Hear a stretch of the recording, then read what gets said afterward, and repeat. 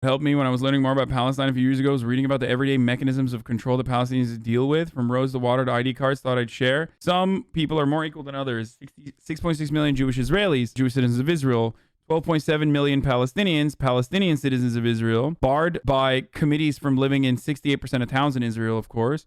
East Jerusalem Palestinians, 0.3 million. Israel may revoke residency if living outside of Jerusalem. West Bank Palestinians, barred by Israel from all but 38% of West Bank. Gaza Strip Palestinians, 1.9 million, barred by Israel from living outside of Gaza since 2007. That's why I always laugh when people are like, why don't they just leave? I don't know, man. I don't know why they don't leave. The 2 million people living in the world's largest open air prison, like, why don't they just leave? We talk about spawn points and like bad spawn points here, right? And we talk about empathy towards like migrants, you know, economic migrants, refugees that are trying to come into the United States to find a better future for themselves, and like how cruel conservatives are and the way that they shit on them. But like, think about this shit, dude. Talk about a fucking spawn point, brother. You literally have nothing, dude. Bombs are flying up over your head. There is no way out. You're stuck. You don't have clean water. Like, you have shoddy electricity. Like, what the fuck are you gonna do? What is Gaza? This. You see this right here on the map? That's Gaza. That's the Gaza Strip, and surrounded by all parts by the Israeli occupying force. And also, there's water on the other side, but that side is also not connected. 6.4 million exiled Palestinians barred by Israel from returning to their homelands since 1948. Israel controls the land, air, and sea. Today, Israeli authorities maintain a single regime of control over the borders, airspace, population registry, and economic activity of the territories of Israel, the West Bank, and Gaza. Israel controls all Palestinian airspace and telecommunications. 90% of historic Palestine under exclusive Israeli control. Israel controls all Palestinian natural resources. The 10% of limited Palestinian control also exists in the occupied West Bank and Gaza Strip, but doesn't matter because Israel controls all Palestinian border crossings. Yeah, there's a blockade that stops shipments. For you were asking, remember you were asking, like, where's Gaza?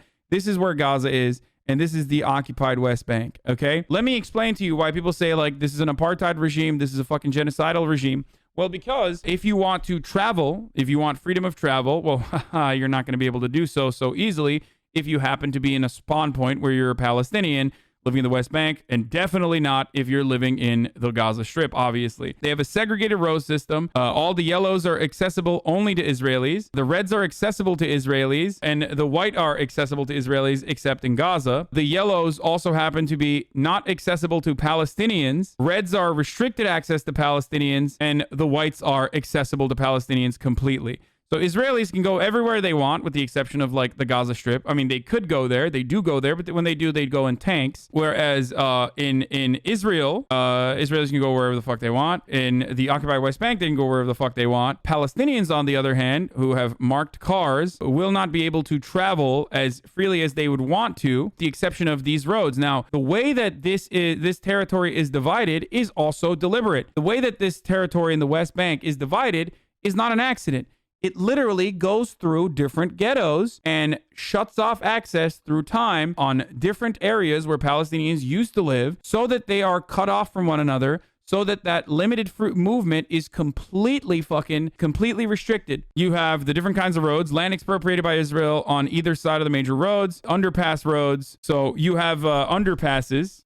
You have checkpoints on all of the red roads. You have checkpoints along the adjacent and all the restricted roads. You have fully segregated roads that run parallel to one another. So Israelis and Palestinians can drive. They'll be able to see one another side by side, but they're driving on separate roads. Then you have roadblocks, trenches to prevent access to main roads and travel between Palestinian enclaves. And you have Israeli-only bridges and tunnels connecting Israeli settlements east of the separation wall. So Israelis can freely move around in occupied territory, and the Palestinians cannot in their own fucking land. Oh, they also have a colored license plate system. If you have the yellow license plate, then you can go everywhere pretty much, with the exception of the small part in Gaza. If you have the green license plate, which is the Palestinian license plate, well, you can't really go everywhere. You have some significant restrictions and limitations with your green license plate. Not enough water in the West Bank. Ramallah has more annual rainfall than London. It goes into the West Bank mountain aquifer, and Israel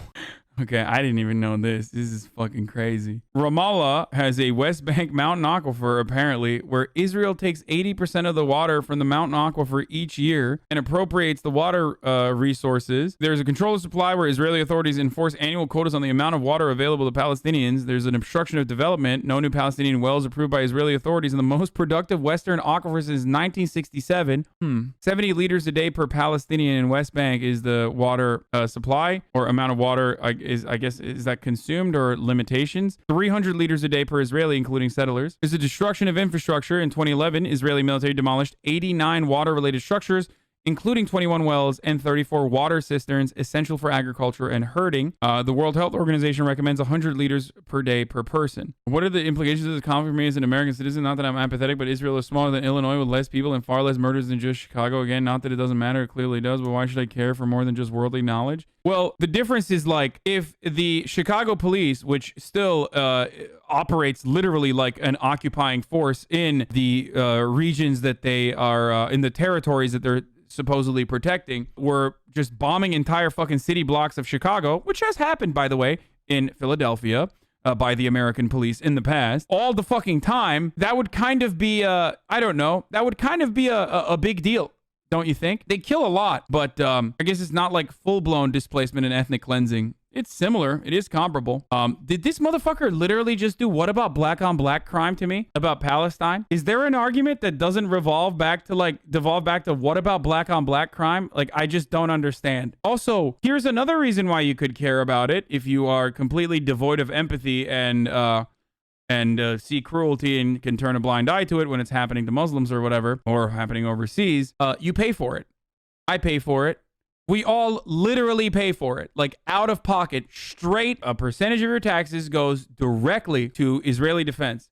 Not even a joke. Straight up, to the tune of $38 billion a year. That was, of course, under the Obama administration. It's one of the last things he did, which was considered to be, Obama's administration was considered by Netanyahu and others to be one of the most anti-Semitic administrations in American history. The $30 billion number that I'm referencing is the $38 billion military aid package that Obama signed before leaving. You're literally, like, I'm giving a specific number. $3.8 billion, $38 billion package, 3.8 over the next decade. What did I say? Did I say something different? Did I say 38 billion per year?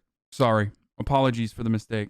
It's not even tone deaf. It is violent. Biden's words, or rather inaction in the face of tremendous injustice, like ethnic displacement, an ongoing occupation that absolutely cripples every fucking living Palestinian, whether they are a part of the Palestinian diaspora worldwide, or whether they're Palestinians living in the occupied West Bank, or Palestinians living in Gaza. It's devastating. It is devastating that America has consistently blocked efforts to make reports on Israeli war crimes at the Security Council. It's devastating that Joe Biden literally took it to the next level and straight up openly just said Israel has a right to defend itself. There's bombs that are blowing up on top of Israel. Like, here, hold on. Let me just... My national security staff and defense staff has been in constant contact with their counterparts in the Middle East, not just with the Israelis, but also with everyone from the Egyptians to the Saudis to the Emiratis, etc. Everyone from the Egyptians to the Saudis to the Emiratis, etc. So why are you not fucking bringing up Palestinian officials? Is Palestine not a state? Of course it's not, obviously. Let's be real. Are Palestinians not important to have a conversation with? Like, what do you mean? Why are the Gulf states being mentioned? How is this any fucking different than how Donald Trump would respond to this, by the way? Donald Trump would literally just say this, and then on top of that be like, Palestinians, they're dogs. They're dogs. They're terrorists. Of course we're going to fucking bomb them. But at least liberals would get fucking mad because their entire personality revolves around hating Donald Trump and would actually launch a larger liberal Democrat-backed grassroots campaign against what Israel is doing. But no, now that we have Joe Biden, he can turn around and say it in the nice way, where it's like, I don't give a fuck about Palestine. That's what this is, by the way. I don't give a fuck about the dead children that Israel murdered. Hamas is fucking throwing rockets, and Israel has every right to just fucking bomb the shit out of residential buildings as they have been doing consistently. That's literally what the fuck Joe Biden is saying here. And now, no one gives a shit because, hey, everything is fine now. Everything is fine, boys. Everything is fine. And I had a conversation with Bibi Netanyahu not too long ago. I'll be putting out a statement very shortly on that. My expectation and hope is that this will be closing down sooner than later.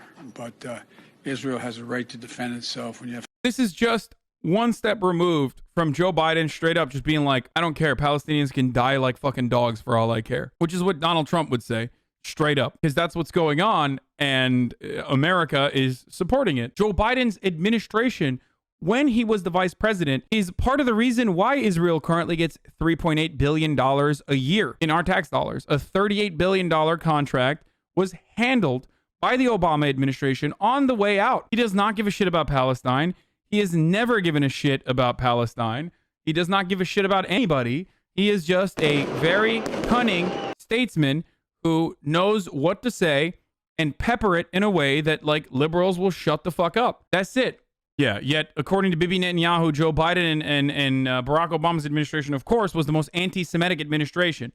You know, only $38 billion. Boys, it's not enough. So, if Israel has a right to self-defense, the question I always ask, and the question many people ask, yet have no answer for, is what about Palestine's right to self-defense? Should Palestinians not have a right to defend themselves from an occupying force? How will Palestinians defend themselves? How will Palestinians in the West Bank defend themselves? How will Palestinians that are currently within the Israeli occupied territories or within, like, actual fucking Israel defend themselves from the crystal knock that is occurring every fucking night? We're going to get to that in a second. I'm going to show you some videos, but Israelis are now roaming the streets, literally looking for Palestinians to beat the shit out of, looking for Arabs or Arab stores to break down. And there are numerous reports on the ground of this happening. This happened last night as well, and it will continue to happen. There are settlers from the West Bank being bussed into Israel to commit said atrocities. It is straight up crystal knock. There is even a report from Haaretz, a Jewish publication, talking about how we have to literally take a cold, hard look at ourselves. An op-ed in Haaretz came out saying we have to take a cold, hard look at how racist of a nation we have become. How racist of a nation we have become. There's another report that came out yesterday. Israelis in the Israeli mob looking for Arabs to beat the shit out of found a Jewish man thinking that he was Arab, but he was actually Israeli, and beat the fuck out of him on accident. It's great. Good stuff. Here's what I was talking about. Israelis are going on a rampage, destroying a Palestinian-owned business.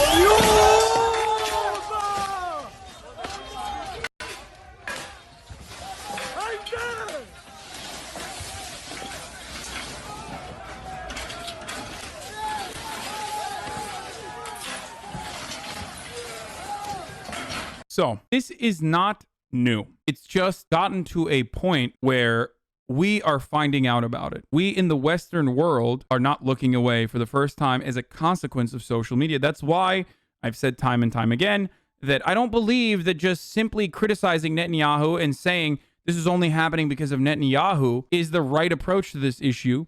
Yes, that is an escalating factor.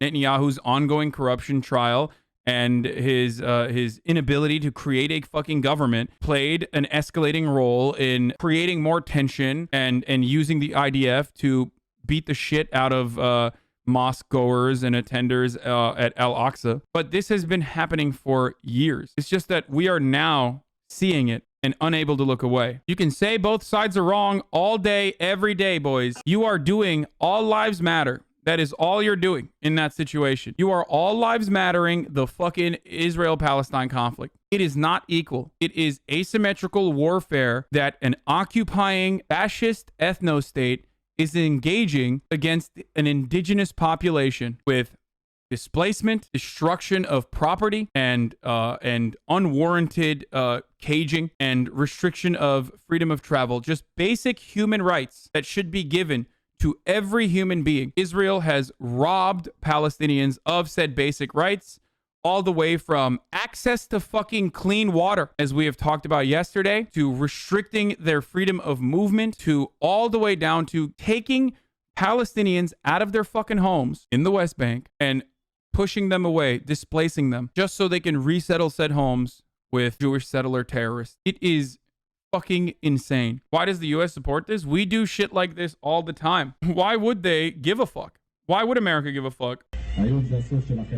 He's over here with a fucking loudspeaker asking for the addresses of Arabs in Netanya.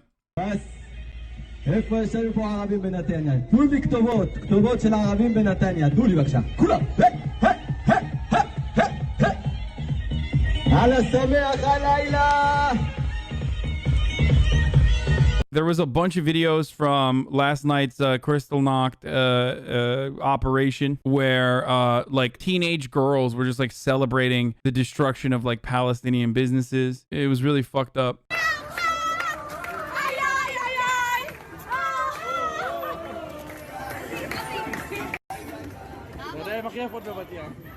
It's like, dude, they just like came here from Alabama for, you know, for summer break, dude. They're just doing TikTok dances on like a fucking Palestinian business. For the record, by the way, this is why I said it's so reminiscent of like how the old school like rite of passage for young hellspawn of lords was to go to one of the fucking colonies and like rape and kill a bunch of indigenous people there, and then that's how you became a man, you know what I mean? Because you had the protective barrier of being from a nation that had so much more superior firepower that was completely protected. Like, when you see people doing this, you have to recognize like these people are not fucking scared, dude. They're not scared at all, because they recognize no matter what happens. Are you suggesting they're not actually Israeli but from the US?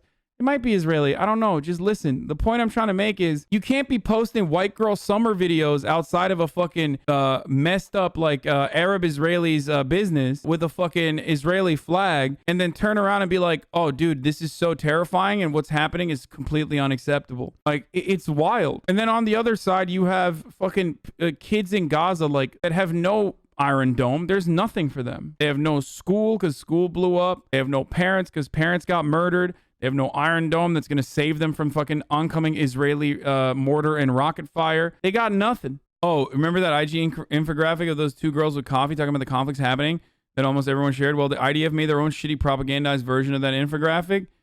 What's going on between Gaza and Israel? Since Monday, terrorist organizations in Gaza have been attacking Israel with thousands of rockets. Why is the IDF attacking Gaza? To stop the rocket fire, we are only targeting those responsible for the attacks and the places they're operating from. What terrorist organizations are there in Gaza? The main one is Hamas, which controls Gaza. Another one is Palestinian Islamic Jihad, which takes its orders from Iran. What are their goals? Both organizations call for the destruction of Israel. This is so good, dude. I like that they made the exact same guy. Is the IDF also targeting civilians in Gaza? No. Our goal is to target Hamas and Islamic Jihad terrorists who are firing rockets at Israeli cities. We have no desire to harm the civilians in Gaza, which is why we decided to control their water and literally shut it off and only give them electricity when they're being good. And being good is, of course, a subjective concept that we've decided is going to happen. Also, we don't want to harm the civilians in Gaza. We just want to fucking lock them in the world's largest open-air prison. Isn't this just a self-report? He's just literally saying, like, we fucking bomb civilian buildings because the terrorists know this and that's why they fire rockets from residential areas. Like how is this any justification? Why are there more casualties in Gaza than Israel? Because we do everything possible to protect our civilians. We developed the Iron Dome, which intercepts rockets midair before they hit the ground.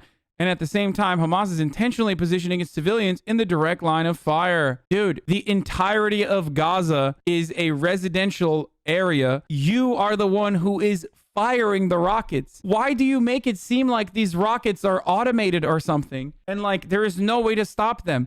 Why is it that like every time you talk to a fucking bloodthirsty IDF supporter, they literally self-report on how much of a bloodthirsty operation the IDF is by just being like, there's no way we can stop these rockets. They're going to be fired on residential neighborhoods or on areas where the rocket fire is coming from. There's just no way to fucking stop it. So it's just that like Hamas is just like putting their civilians in the line of fire. Like, where are they coming from? Where are the rockets coming from? Maybe that's Hamas's justification too. They're just firing rockets into Israel because Israel is firing rockets back into Gaza. So they're just trying to hit the fucking rocket sites. What is the IDF doing to mitigate harm to civilians in Gaza? When possible, we send text messages, drop leaflets, and issue evacuation orders from danger zones.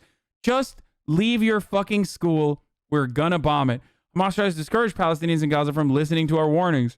What is the IDF's mission in all this? The IDF Dude, ethical bombing of civilians in their residential neighborhood is such a fucking incredible neoliberal fascism is so good. The audience eats this shit up, which blows my mind. What it's like, but dude, you don't understand. Like, we're bombing residential neighborhoods in an ethical way. You know, we just let them know ahead of time that we're gonna bomb. I don't understand, dude. What's the problem? The IDF's mission is the same as always, defending the people of Israel. We want to live in peace with our neighborhoods, with our neighbors. Yeah. Nothing says you want to live in peace with your neighbors by literally evacuating them until they are no longer neighbors and bombing them until they are no longer neighbors. So I guess that's like kind of true. He does want to live in peace with their neighbors. He just wants to control who the neighbors are. With the spread of misinformation, it's time to set the record straight. This is why we attack multi-story buildings in Gaza. Dude, why? Dude, you have to literally be a psychopath to think that this is acceptable propaganda. Or you have to literally, like, this is your justification. The IDF only strikes multi-story buildings, which are military targets. And we, of course, decide what a military target is. For example, when such building contains military elements such as intelligence headquarters, military offices, weapon caches, and research and development facilities. Prior to such strikes, the IDF takes every feasible measure to enable civilians to evacuate the building and to mitigate damage to civilian people and property. Hamas deliberately places military sites inside these buildings, purposely endangering civilians. This propaganda is so bad because, like, they're so comfy with their fucking brutality that, like, they kind of don't care. And that's why I assume for, like, normal people who see this, they're like, what the fuck? This is psychotic. Like, this shit only works if you've already demonstrated, like, absolute blind loyalty to Israel and, like, everything they do, and you just don't view Palestinians as, like, human beings, which, unfortunately, plenty of people don't. So I guess it does work on a group of individuals. I'm talking with a friend about this issue, and his argument is that Hamas would refuse the one-state solution. Yeah, fuck them. Who gives a shit? In your mind, how do we deal with the current day radicalized Hamas because we can't change the past and all messed up the world is done? Hamas is only powerful as long as their existence is justifiable in the eyes of Palestinians who have been brutalized by the Israeli state. A good way to fucking end Hamas's existence is not by consistently creating more members of Hamas by bombing the fuck out of Gaza, but instead taking a more ethical approach and not bombing the fuck out of Gaza and offering all citizens equal citizenship, okay? And as we talk, if I'm not mistaken, like ground troops are mobilizing. Ground troops are mobilizing as well. This isn't a video from that, but a separate one.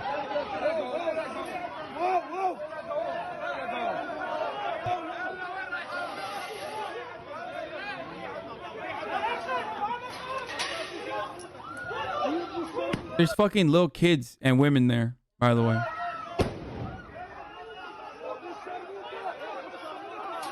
IDF spokesperson says IDF air and ground forces are now attacking the Gaza Strip.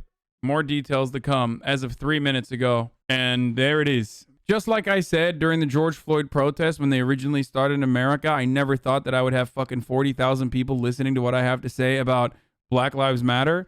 I actually never thought that I would be able to speak openly about Palestine and the issues that Palestinian people, problems that they've been subjected to by Israel, and have so many people actually hear it out and also listen to it and understand that side.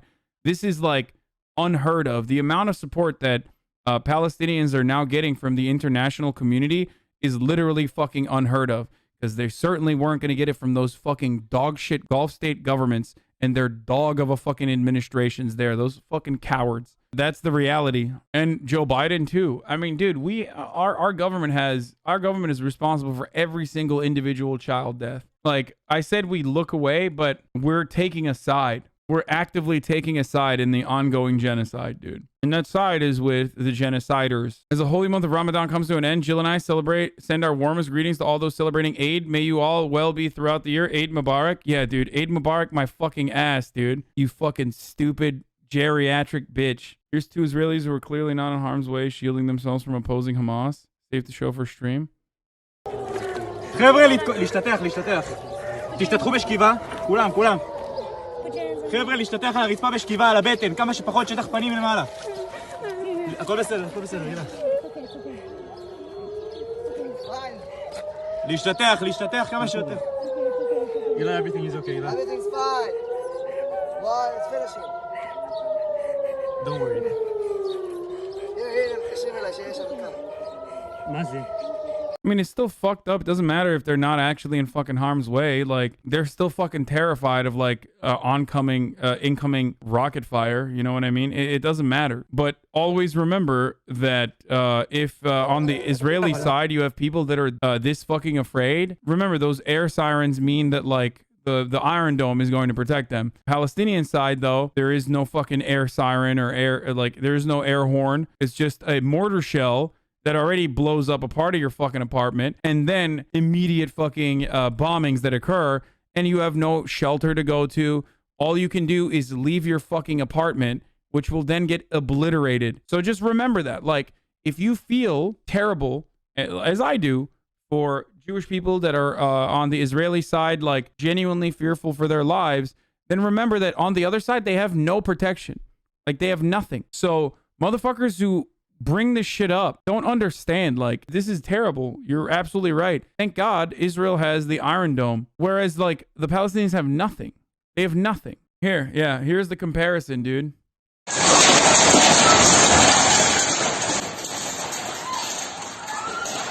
How do you guys like that? You think that's the same, boys? They don't got no Iron Dome. Those are our tax dollars at play here. That's the other part of it. These are our tax dollars at play, boys. You want to know what it looks like when you don't have fucking shelters? When you don't have the Iron Dome and you don't have shelters, dude? This is what it looks like when Israel is bombing your city.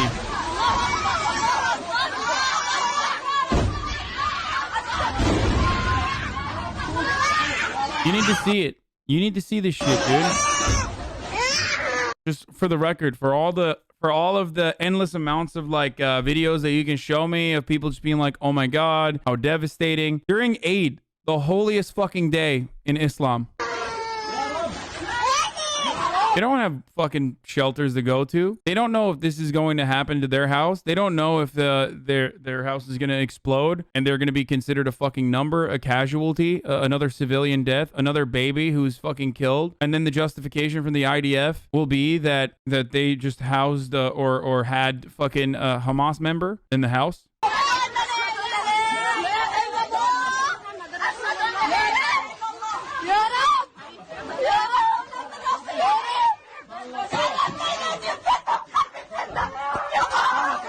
That's what it looks like. That's why it fucking blows my mind when people say, this is a complicated issue. This is a complicated issue. Like, how is this a fucking complicated issue, dude? I don't know, man. It doesn't seem like a complicated issue. Yeah, I know it has begun. I know. I already talked about it. Yeah. IDF air and ground